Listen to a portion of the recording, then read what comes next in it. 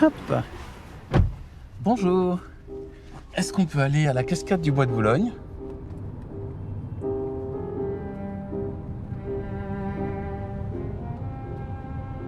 Je crois que quelle que soit la génération, heu, il y a un moment où on vient pour que les choses aillent mieux que dans le monde de nos parents. Heu, Quel que soit ce qu'ont fait nos parents, nos grands-parents, nos ancêtres, la génération suivante a le devoir de chercher et de trouver d'autres solutions qui fonctionnent mieux. Et là, je crois que les enjeux vont se faire précisément au niveau de la Terre. Une Terre nouvelle, c'est peut-être aussi une réconciliation avec notre planète.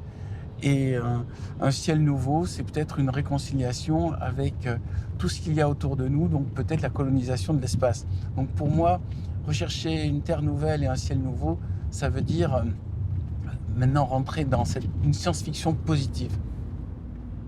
Je crois à l'idée que euh, le monde dans lequel on est, c'est comme un jeu de cartes. Il faut faire avec ces cartes-là. Peut-être qu'une des notions de spiritualité qui m'apporte, c'est accepter le monde tel qu'il est au lieu de vouloir tout le temps râler parce qu'on trouverait qu'il pourrait être mieux.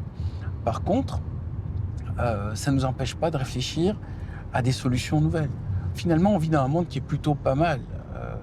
On mange tous les jours, on a une espérance de vie qui a doublé. Depuis ma naissance, j'ai vu qu'un monde, la France, en tout cas, dans lequel on vivait en paix. J'ai pas peur qu'on soit à nouveau envahi par un voisin belliqueux comme ça a été pour nos parents.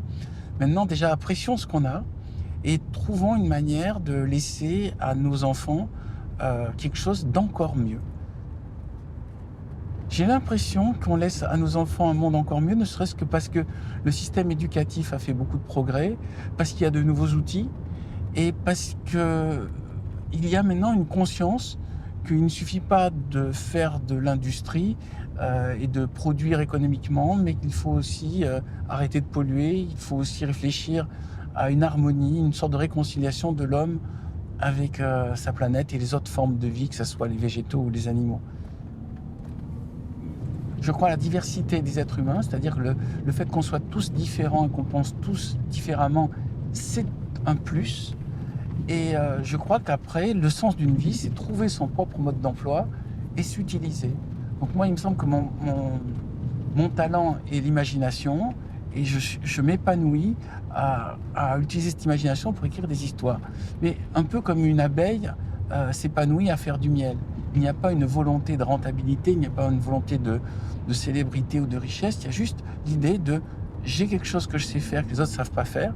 Maintenant, je n'ai plus qu'à faire ce pour lequel je suis naturellement doué. Il me semble que j'ai intégré que la vie que je vis, donc ma vie de Bernard Werber, est une vie que j'ai choisie avant de naître. Je ne sais pas pourquoi j'ai cette idée, mais en tout cas, j'en suis persuadé. Donc j'ai choisi mes parents, j'ai choisi de vivre en France, j'ai choisi d'être écrivain. Après, mon existence n'a consisté qu'à être attentif aux signes qui m'indiquaient où était ma place. Donc à un moment, j'étais journaliste scientifique, c'était pas ma place, et il y a eu des gens qui sont apparus qui m'ont dit tu ferais mieux d'être écrivain. Et donc mon seul mérite a été d'écouter et de sentir la voix la voix de moindre violence, la voix naturelle où mon âme a envie d'aller. Et c'est ce que je propose aussi dans mes livres, c'est de dire au lecteur, vous avez une voix naturelle, il y a quelque chose que vous savez faire que les autres ne savent pas faire, repérez-le et laissez-vous porter par ça. Je crois que l'homme n'est pas la finalité de tout. Je crois qu'il y a au-dessus un système plus complexe que je ne suis pas capable même d'appréhender, quelque chose qui est au-delà de l'imagination de l'homme. Alors longtemps, on a appelé ce système complexe Dieu, mais si je devais trouver une comparaison, je dirais comment une molécule qu'il y a dans mon doigt peut-elle imaginer ce que je suis moi en tant qu'entité? Qu'est-ce qu'une fourmi peut comprendre, par exemple, d'un avion? Vous mettez une fourmi dans un avion, comment peut-elle même percevoir de quoi il s'agit? C'est une dimension de complexité supérieure.